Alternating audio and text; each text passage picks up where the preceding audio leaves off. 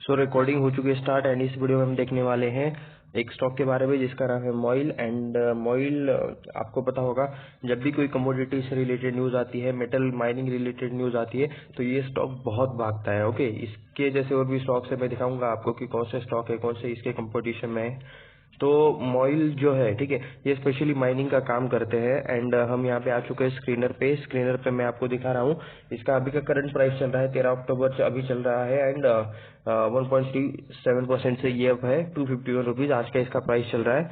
And मैं आपको इसका चार्ट भी दिखाऊंगा। चलिए चार्ट ही देख लेते हैं पहले, क्योंकि चार्ट में आपको दिख जाएगा कि मतलब ये किस तरह से भागा है लास्ट 4 दिनों में। आप यहाँ पे देख सकते हो कि ये फर्स्ट ग्रीन कैंडल, उसके बाद ये कंटिन्यूसली 3 ग्रीन कैंडल बनी एंड ये आज की चौथी ग्रीन कैंडल है जो कि अभी मार्केट चालू है। मार्केट अभी लाइव चालू है, ठीक है। 252 टाइम हो चुका है अभी यहाँ पे एंड 250 के आसपास इसका प्राइस ट्रेड कर रहा है। तो कल इसका प्राइस यहाँ तक हाई तक गया था 265 के, यानी कि कल 9% तक ये स्टॉक ऊपर था एंड बाद में फिर ये इसमें प्रॉफिट बुकिंग आ गई एंड 7% के अप्रोक्स कुछ तेजी इसमें बच गई थी कल। एंड आज सेम अभी कल के ही कुछ लेवल्स पर ओपन होके उसी से थोड़ा ऊपर जाने की कोशिश कर रहा है ये स्टॉक। तो चलिए बैक टू स्क्रीनर। तो चलिए जानते हैं कि मतलब फंडामेंटल्स क्या है, क्या चीजें हैं।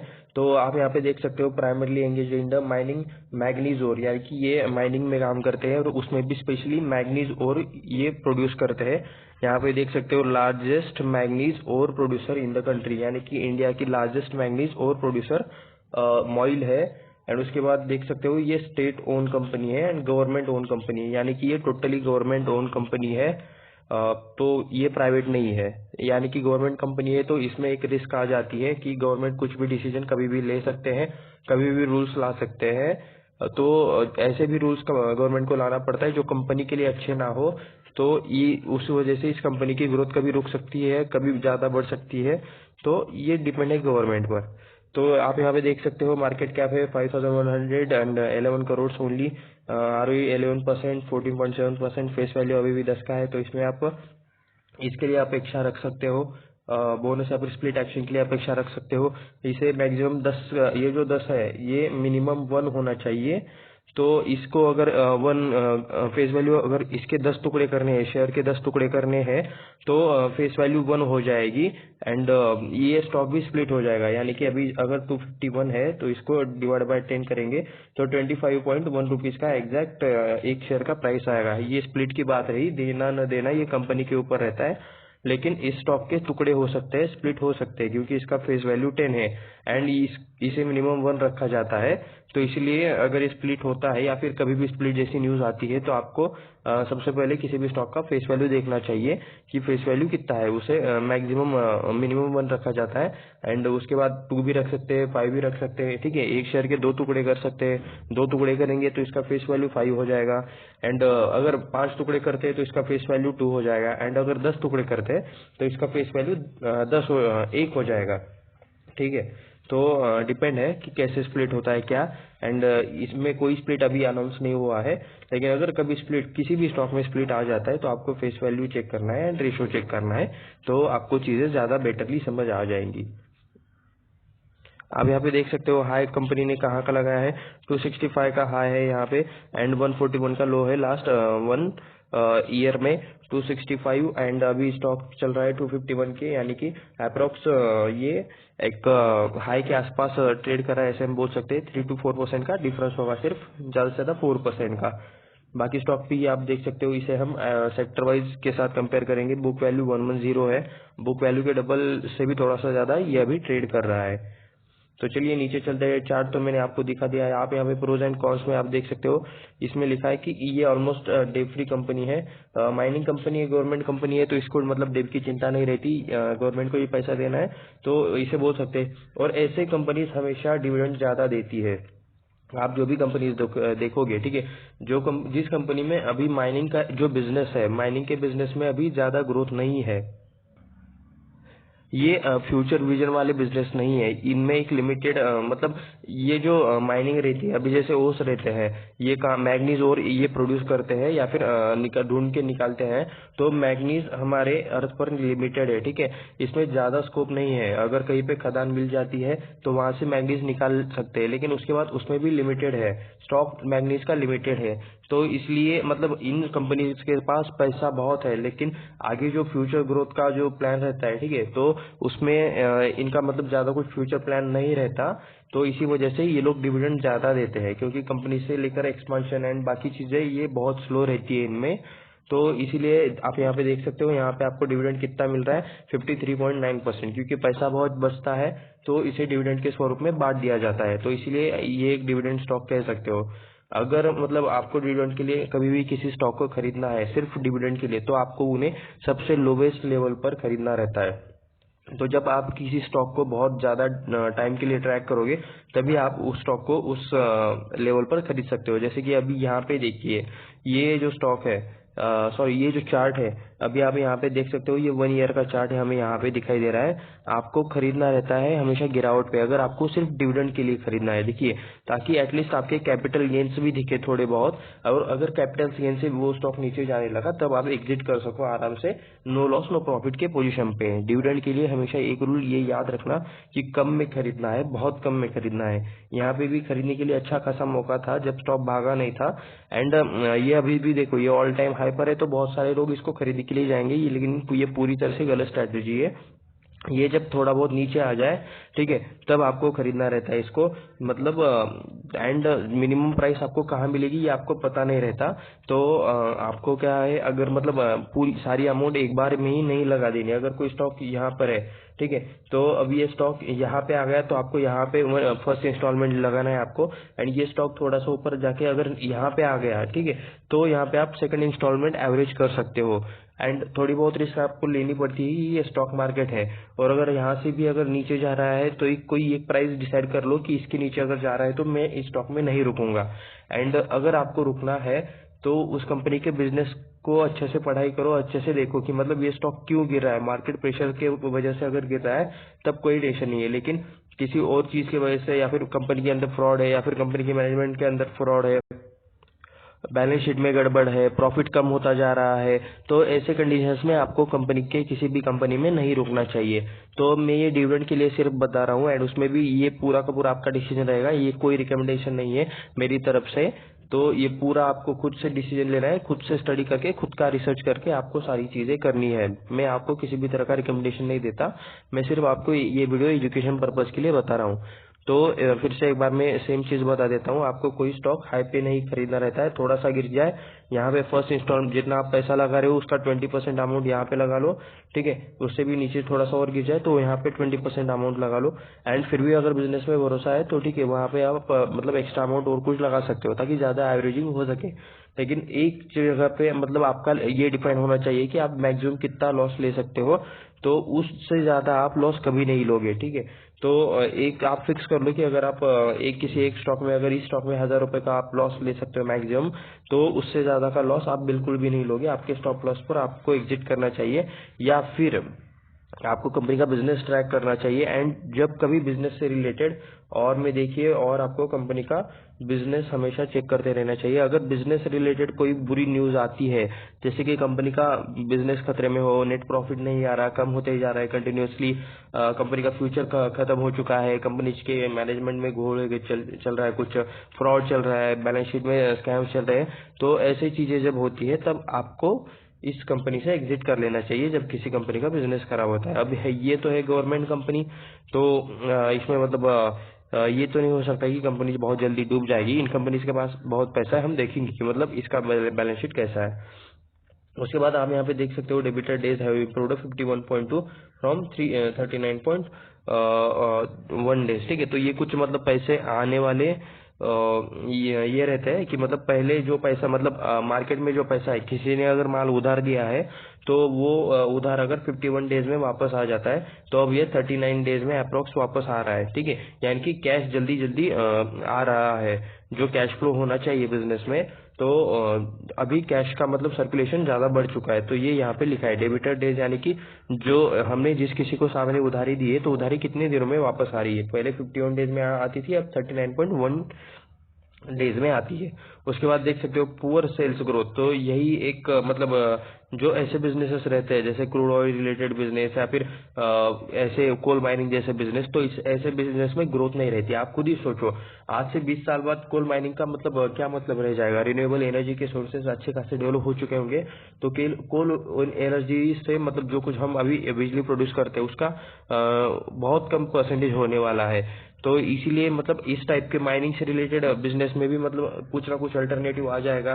एंड इनके स्टोरेज लिमिटेड रहते हैं, मैंगनीज के ओर्स हर जगह पे नहीं मिलते, बहुत लिमिटेड रहते हैं। तो ऐसे स्टोर्स के लिए मतलब ज्यादा ये नहीं रहता, तो इसलिए इनके फ्यूचर ग्रोथ रिलेटेड हमेशा एक प्रॉब्लम रहता है। यहाँ पे देख सकते हो लो रिटर्न्स, ऐसे डिविडेंड जो लोग जो स्टॉक डिविडेंड ज्यादा देते हैं उनका कभी भी मतलब कैपिटल गेन्स ज्यादा नहीं बनता, तो इसलिए इन स्टॉक को हमेशा लो पर खरीदना चाहिए, बहुत लो पर।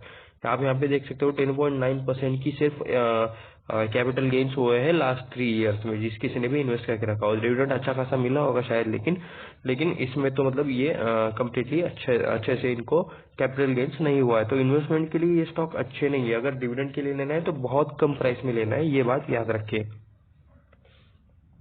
तो आगे चलते हैं एंड यहाँ पे हम देखेंगे पेयर कंपैरिजन। पेयर कंपैरिजन में आप देख सकते हो नंबर 1 इस सेक्टर की कंपनी है कोर इंडिया, सेक्टर है mining and mineral products.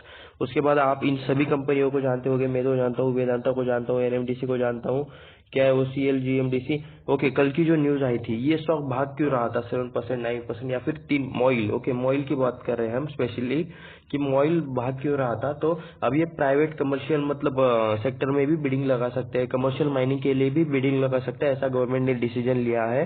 And कुछ रॉयल्टी रेट्स रहते हैं मिनरल्स के या फिर मेटल्स के, तो वो गवर्नमेंट ने फिक्स कर दिए हुए हैं। तो इस वजह से इन कंपनीज को फायदा होने वाला है। स्पेशली कौन कौन भाग रहा था कल के मतलब सेशन में 12 अक्टूबर के, तो एनएमडीसी काफी अच्छा खासा भाग रहा था, जीएमडीसी काफी अच्छा खासा भाग रहा था, एंड मॉइल काफी अच्छा खासा भाग रहा था।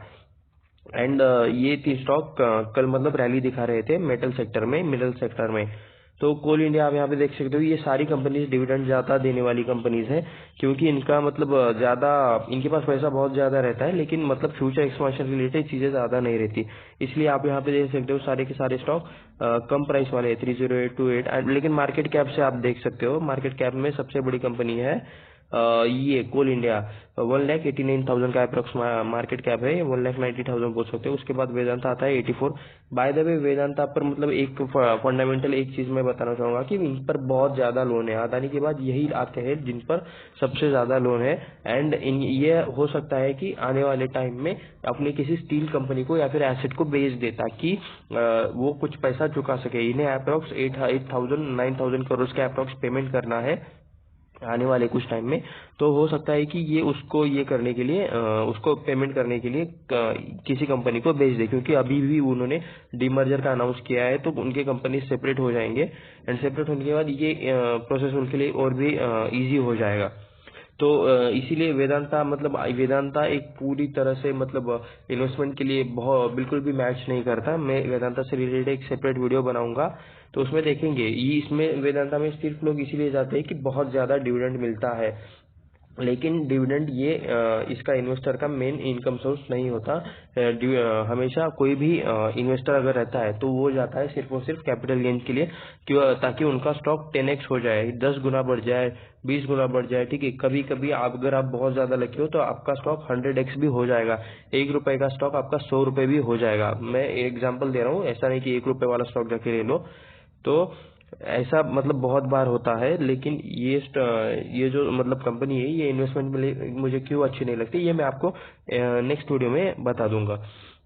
तो बाकी हम मार्केट कैप देख रहे थे एंड हमें चेक करना था पी। ओके, आप यहाँ पे देख सकते हो कोल इंडिया का पी 6.98 है, वेदांता का 11.31 है, एंड मॉइल का भी बहुत ज्यादा चल रहा है 12.03। यानी कि इस लेवल पर ये स्टॉक अभी भी खरीदने के लिए अच्छा बिल्कुल भी नहीं है। स्टॉक को अगर इसे आपको खरीदना है तो बहुत ज्यादा वेट करना पड़ेगा, इस स्टॉक को गिरने दीजिए एंड गिरने के बाद खरीद लेते हैं। उसके बाद GMDC 11.88 दिखा रहा है एंड वो ये कुछ मैग्नीज वाला एक स्टॉक है वो भी 16.50। तो अभी के लिए वैल्यूएशंस महंगे हैं एंड ये स्टॉक मतलब ज्यादा बढ़ता नहीं है, तो ये गिरेगा फिर से 100% गिरेगा। तो अगर किसी को सिर्फ डिविडेंड के लिए खरीदना है, इन्वेस्टिंग के लिए, तो मैं इसमें नहीं बोल सकता कि, एंड ये मेरी मेरी रिसर्च है, ठीक है, मुझे ये स्टॉक इन्वेस्टमेंट के लिए तो बिल्कुल नहीं लगता, किसी और का डिसीजन कुछ और हो सकता है। डिविडेंड के लिए लोग जाते हैं, तो अगर डिविडेंड के लिए जाना होगा तो मैं बहुत कम प्राइस पे जाऊंगा, तो ये बात आप सब याद रखिए। एंड ये कोई रिकमेंडेशन नहीं है, ये आपको आपके डिसीजन खुद लेने हैं, सारी चीजें आपको खुद से डिसाइड करनी है। तो नेक्स्ट वीडियो में आप देख सकते हो सेल्स, यहाँ पे आप देख सकते हो ये ऑन ही है। तो सितंबर 2020 में 37 करोड़ का सेल्स था, जो अभी हो चुका है मार्च 2023 में 428 एंड अभी है 380। तो सेल्स काफी अच्छे खासे बिल्कुल बड़े हुए नहीं है। ये यहाँ पे देख सकते हो कंटिन्यू वोलेटिलिटी है, 268 करोड़, 290, उसका 450 हो गया, फिर 300 के रेंज में, फिर 363, फिर बढ़ गया, फिर कम हो गया, फिर कम हो गया, फिर 200 के रेंज में। तो यही रहता है, ये जो मेटल एंड माइनिंग सेक्टर रहता है, इसमें बहुत ज्यादा वोलेटिलिटी रहते हैं। ये कमोडिटी से रिलेटेड सेक्टर है, तो ये नेचुरल रिसोर्सेज पे ज्यादा डिपेंड रहता है। जैसे फार्मर्स हमारे पानी पे डिपेंड रहता है, खेती पानी पे डिपेंड रहती है। बारिश अगर किसी मौसम में ज्यादा हो जाए तो अच्छी खासी मतलब फसल आ जाती है। तो सेम आप इसको पकड़ सकते हो कि उसमें इसमें भी उतनी ही ज्यादा वोलेटिलिटी आपको दिख जाएगी। तो नेट प्रॉफिट हमें देखना रहता है। वैसे ये ऑपरेटिंग प्रॉफिट रहता है, लेकिन ऑपरेटिंग प्रॉफिट में से टैक्स देना पड़ता है। ऑपरेटिंग प्रॉफिट मार्जिन देख सकते हो कितना चेंज होता रहता है। इस क्वार्टर में 2% सिर्फ प्रॉफिट मार्जिन है, इस क्वार्टर में 35% है, इस क्वार्टर में 46% है एंड एक क्वार्टर में लास्ट के दिसंबर क्वार्टर में 18% सिर्फ प्रॉफिट मार्जिन था, अभी 33% प्रॉफिट मार्जिन है। तो वोलेटिलिटी देख सकते हो, कुछ भी फिक्स नहीं है कि मतलब कितना प्रॉफिट आएगा क्या नहीं। हो सकता है कि कभी कंपनी माइनस में भी दिखा दे, नेट प्रॉफिट से नेट लॉस में भी चली जाए। तो देख सकते हो यहाँ पे कितना मतलब अभी प्रॉफिट कम हो चुका है। आपको जो प्रॉफिट कभी 124 था वो एक 27 भी हो गया, 40 भी हो गया, 81 हो गया, अभी 87 चल रहा है। तो ये इसमें कम ज्यादा चलता रहता है। तो इसलिए मतलब मैं इसमें इन्वेस्ट नहीं करता, क्योंकि इसमें कंसिस्टेंट ग्रोथ नहीं रहती। एंड आप यहाँ पे ये पूरे एक साल का है, अभी जो देखा हमने वो एक क्वार्टर का था। एंड आप ये यहाँ पे क्लिक करके आप क्वार्टरली इनके रिजल्ट चेक कर सकते हो। क्वार्टर के सारे रिजल्ट्स की पीडीएफ आपको यहाँ पे मिल जाएगी। एनएससी से भी आप देख सकते हो, लेकिन ये यहाँ पे एक सिंपल आसान ऑप्शन है अगर आपको कंपैरिजन करना है तो ये है साल का परफॉर्मेंस। यहाँ पे आप देख सकते हो मार्च 2023 का लास्ट ईयर का परफॉर्मेंस है 1339 करोड़ का। उसके बाद ऑपरेटिंग प्रॉफिट में आप देख सकते हो कि मतलब क्या ये लोग कर रहे हैं कि यहाँ पे मतलब सेम ही रहेगा। किसी यहाँ पे 533 है, 596, उसके बाद 596 से डायरेक्ट 256, यानी कि 25% तक 40-50% तक प्रॉफिट कम हो गया, ठीक है। वहां से फिर से उसी रेंज में फिर से बढ़ गया, फिर से थोड़ा बढ़ गया एंड फिर से अभी थोड़ा सा बढ़ चुका है। तो इनका प्रॉफिट कंटिन्यूसली कम ज्यादा चलता है। प्रॉफिट बिफोर टैक्स, यानी कि टैक्स देने से पहले, एंड टैक्स यहाँ पे कितना देते हैं गवर्नमेंट को ये भी आप देख सकते हो। एंड लास्ट फाइनल प्रॉफिट आप यहाँ पे देख सकते हो 428, 173। तो बहुत ज्यादा कम ज्यादा है, ठीक है। प्रॉफिट अगर कोई अच्छी फंडामेंटल वाली कंपनी है तो उसका प्रॉफिट कंटिन्यूसली बढ़ता रहता है। वो कंटिन्यूसली 1 से 2 होता है, 2 से 3 होता है, 3 से 4 होता है, 4 से 5 होता है। 5 का ज्यादा से ज्यादा अगर माइनस हो रहा है तो 4.5 हो जाएगा, ठीक है। लेकिन वहां से 6 हो जाएगा, वहां से 7 हो जाएगा। तो ऐसे कंसिस्टेंट ग्रोथ वाली कंपनीज में हमें हमेशा पैसे इन्वेस्ट करना चाहिए। आप यहाँ पे डिविडेंड पे आउट देख सकते हो, डिविडेंड इन्होंने काफी ज्यादा अच्छा खासा दे रखा है। अगर मुझे कभी ये स्टॉक, एक तो मैं डिविडेंड के लिए स्टॉक खरीदता नहीं हूँ, एंड अगर फिर भी कभी खरीदना पड़ा तो मैं सबसे लोएस्ट प्राइस पे खरीदने की कोशिश करूंगा, ये बात आपको भी याद रखनी है। तो यहाँ पे हम आ चुके बैलेंस शीट में। बैलेंस शीट में शेयर कैपिटल एंड रिजर्व्स आप भी देख सकते हो। वैसे बोरिंग देख सकते हो, कंपनी पर टोटली जीरो बोरिंग है। ये वैसे भी ये गवर्नमेंट कंपनी है, कर्जा रहता तब भी मतलब कोई इशू नहीं रहता था। लॉन्ग टर्म बोरिंग मतलब जीरो रहना ये कंपनी के लिए बहुत अच्छा क्राइटेरिया रहता है, बहुत अच्छी बात है। तो देखिए आप यहाँ पे देख सकते हो इन कंपनीज के पास 2000-3000 का करोड़ का कैश इजी पड़ा हुआ है, 2542 करोड़। तो ये मतलब अमाउंट कंटिन्यूसली बढ़ता रहता है, इनका ज्यादा कुछ एक्सपांशन का प्लान नहीं रहता। तो इसलिए ये कंपनीज डिविडेंड बांटती रहती है, ताकि मतलब एक्सपांशन का प्लान नहीं है तो एटलीस्ट गवर्नमेंट को प्रॉफिट मिलता रहे। एटलीस्ट गवर्नमेंट कंपनी है तो प्रमोटर्स एग्जैक्टली गवर्नमेंट ही रहेंगे, तो गवर्नमेंट को कंटिन्यूसली इसमें से प्रॉफिट मिलता है। तो इसी वजह से मतलब डिविडेंड कंटिन्यूसली, अगर आपको लगता है कि डिविडेंड से आपको फायदा होता है तो ऐसी बिल्कुल भी बात नहीं रहती। डिविडेंड से सबसे ज्यादा फायदा प्रमोटर्स को ही होता है। और इस कंपनी के प्रमोटर्स है गवर्नमेंट को पैसा मिले इसलिए ये डिविडेंड देती है। अगर ये आप सोचते हो कि कंपनी आपके बारे में सोचती है तो ऐसा बिल्कुल भी नहीं है। रिटेल इन्वेस्टर्स के बारे में मतलब कहते हैं मतलब इन्वेस्टमेंट क्या सबसे अच्छा रहता है, लेकिन सबसे ज्यादा प्रमोटर्स के लिए ही सोचा जाता है। ये भी बात आप याद रखिए। शेयर मार्केट है तो एक रिस्की मार्केट है, ये कुछ एफडी जैसा एकदम सेफ वाली चीज नहीं है। तो चलिए नीचे चलते हैं यहाँ से। इसके बाद हम डायरेक्टली देखने वाले हैं। ओके, ये डेबिटेड डेज आप यहाँ पे देख सकते हो, जो हमने लास्ट कुछ देर पहले प्रोज में पढ़ा था। तो यहाँ पे देख सकते हो जो पैसा उधार दिया गया है वो 109 डेज में आता था मार्च 2013 में, 53 में 2018 में 53 डेज में आता था, जो अभी 39 डेज में आ रहा है। यानी कि वसूली जोर शोर से चल रही है पैसों की, ये आप ऐसा कह सकते हो। तो फिर से नीचे जाते हैं, शेयर होल्डिंग पैटर्न देखेंगे, ईयरली देखेंगे, ज्यादा कंफ्यूज होने की जरूरत नहीं रहती। क्वार्टरली देखते रहेंगे तो ये होता है। एंड हमेशा आपको मतलब अगर किसी स्टॉक का परफॉर्मेंस चेक करना है तो ईयरली चेक करना चाहिए।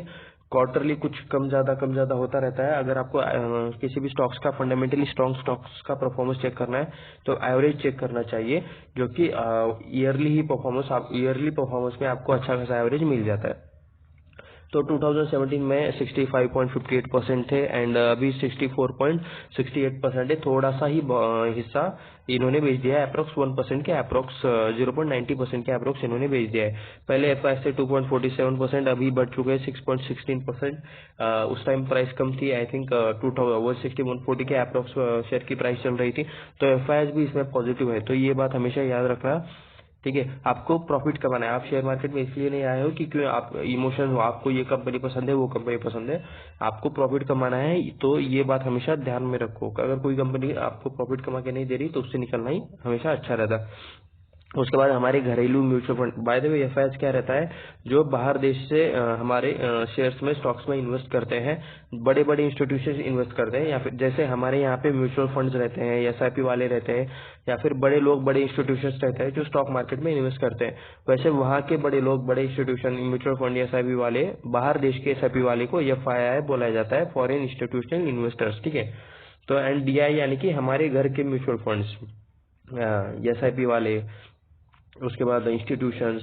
ठीक है, जो कुछ भी मतलब हमारे देश के जो रहेंगे वो डीआई में आते हैं, डोमेस्टिक इंस्टीट्यूशनल इन्वेस्टर्स। तो 16.62% थे, जो कि अब है 12.33%। एंड उसके बाद पब्लिक की हिस्सेदारी देख सकते हो, पहले थे 15%, अब है 16.84%, 1% का ही ज्यादा चेंज है। शेयर होल्डिंग में पैटर्न में ज्यादा चेंज नहीं है। एंड इसमें जो मतलब मुझे वो जो चीज दिखानी थी, यहाँ पे प्रमोटर पे क्लिक कर देते हैं। तो हमने स्टार्टिंग में ही पढ़ा था कि मतलब इस कंपनी में स्टेट गवर्नमेंट की एंड गवर्नमेंट कंपनी की मतलब सेंट्रल गवर्नमेंट की हिस्सेदारी है। तो प्रेसिडेंट ऑफ इंडिया, इनकी कितनी हिस्सेदारी है, 53.35%, यानी कि टोटली गवर्नमेंट कंपनी 50% से ज्यादा हिस्सेदारी गवर्नमेंट की है। उसके बाद government of Maharashtra 5.96% and government of Madhya Pradesh 5.38%। तो इन सबको फायदा मिलता है। अगर डिविडेंड आता है तो सबसे ज्यादा फायदा इन्हें होता है, आपको नहीं। ये बहुत सिंपल सी बात आप याद रखिए। एंड चलिए अब थोड़ा सा कंपनी के बिजनेस यानी कि वेबसाइट को विजिट कर लेते हैं, देख लेते हैं वहाँ पे क्या है क्या नहीं। तो ये आ चुके हैं मॉइल की वेबसाइट पर। आप यहाँ पे देख सकते हो वेबसाइट कंटिन्यूसली लाइव चल रही है एंड यहाँ पे इनका माइनिंग से रिलेटेड ही काम चल रहा है। आप यहाँ पे देख सकते हो, पहले एक माइन का भी फोटो था यहाँ पे। एंड ये कुछ सोलर रिलेटेड ये लोग कुछ कर रहे हैं, तो इनके बिजनेस के बारे में थोड़ा सा और डिटेल में जानना चाहिए। क्योंकि अगर ये कंपनीज, ऐसी कंपनीज जिनके पास पैसा है, ये अगर रिन्यूएबल में काम करते हैं, देखिए ये सारे माइनिंग और को पिघलाने का जो काम है ये वो चल रहा है। यहाँ पे और को निकालने का काम चल रहा है। अगर ये कंपनीज रिन्यूएबल में काम करने लगे तो काफी अच्छा खासा मतलब चीज हो जाएगा। तो यहाँ पे टेंडर्स लिखे हुए हैं कि मतलब इन्होंने कुछ टेंडर्स निकाले होंगे या फिर कुछ टेंडर्स इन्होंने दिए होंगे। करंट इवेंट है यहाँ पे, उसके बाद क्या है, फाइनेंशियल रिजल्ट है, ओके, योजना की किसी रिजल्ट है, रिक्रूटमेंट के बारे में भी लिखा हुआ है। ऑफकोर्स गवर्नमेंट कंपनी है तो मतलब रिक्रूटमेंट तो होती होगी। उसके बाद यहाँ पे है important links, MOIL village mobile app for Android, okay, corporate social responsibility, photo gallery, video gallery. ठीक है, तो हम इसमें ज्यादा कुछ मतलब हमारा टाइम नहीं लगाएंगे। यहाँ पे आप देख सकते हो म्यूजियम, संवर्धन, रिक्रूटमेंट प्लान्स यहाँ पे, एंड माइंस में एक बार थोड़ा सा क्लिक कर लेते हैं, देख लेते हैं कि इनका मतलब कहाँ पे क्या है। सीएसआर एक्टिविटी माइंस में वैसे तो कुछ दिखाई नहीं दे रहा। लास्ट मॉडिफाइंस, इसी पे क्लिक कर देते हैं। कुछ आई थिंक कोई पीडीएफ वगैरह ऐसा कुछ डाउनलोड हो रहा होगा। यस सही है। ये कोई एक पीडीएफ डाउनलोड हो रहा है, उसके बाद हम तब तक के लिए यहाँ पे देख लेते हैं। यहाँ पे मतलब कुछ इनसे रिलेटेड योजना है, give it up, India government dot in, national portal. नहीं, ये एक्सटर्नल वेबसाइट है तो इसको जाने देते हैं। गवर्नमेंट वेबसाइट हमेशा ऐसी रहती है। इन्वेस्टर्स रिलेशन में थोड़ा बहुत चले जाते हैं हम। यहाँ पे investors contact, feedback, meeting, news and updates, share holding pattern तो हमने ऑलरेडी देख ही लिया है। तो यहाँ पे इससे रिलेटेड न्यूज है जिसे आप देख सकते हो, notice to share holder. By the way ये सारे एनएससी पेपर भी अपलोड हो जाते हैं। तो मुझे नहीं लगता कि मतलब इस पर इसका बिजनेस को हमें एक बार चेक करने की जरूरत है। इसका बिजनेस क्लीन एंड क्लियर है कि मतलब ये सिर्फ ओर्स में काम करते हैं अभी के लिए। तो चलिए, जो कुछ अभी पीडीएफ डाउनलोड हो रहा था उस पर कुछ है क्या नहीं ये देख लेते हैं। ओके, तो ये पीडीएफ डाउनलोड हुई थी एंड पीडीएफ में सिर्फ इमेजेस है जो कि हमने वेबसाइट पर भी देखी। तो ऐसा कुछ इसमें अलग चीज ऐसा कुछ नहीं है। देख सकते हो आप, ये सारे के सारे इमेजेस है, एचडी में है, तो कुछ लोड होने के लिए टाइम भी लगा रहे हैं। तो ये थी कंपनी से रिलेटेड कुछ डिटेल इंफॉर्मेशन। आप यहाँ पे देख सकते हो ऑल टाइम हाई के पास अभी ये फिर से लोड होने लगा चार्ट, ऑल टाइम हाई के पास है। तो यहाँ पे इस लेवल पे कभी भी नहीं खरीदना चाहिए स्पेशली। एंड अगर आप डिविडेंड के लिए जा रहे हो तो।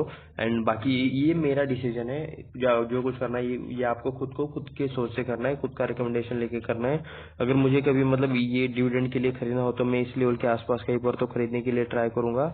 ये जो लेवल सही, ठीक है, ये या फिर ये यहाँ पे थोड़ा सा अमाउंट लगाऊंगा, ज्यादा नहीं, क्योंकि डिविडेंड गेन के लिए मैं जाता नहीं हमेशा। अगर हमें जाना है तो हमेशा कैपिटल गेन्स के लिए जाना चाहिए एज फॉर इन्वेस्टमेंट। तो बाकी सारा डिसीजन आपका रहेगा। ये वीडियो सिर्फ एजुकेशनल पर्पज के लिए था, कोई भी बाय सेल रिकमेंडेशन इसमें नहीं है, ठीक है। तो आप खुद से स्टडी करें, सारी चीजें खुद से करें। इस वीडियो में बस इतना ही, मिलते हैं नेक्स्ट वीडियो में।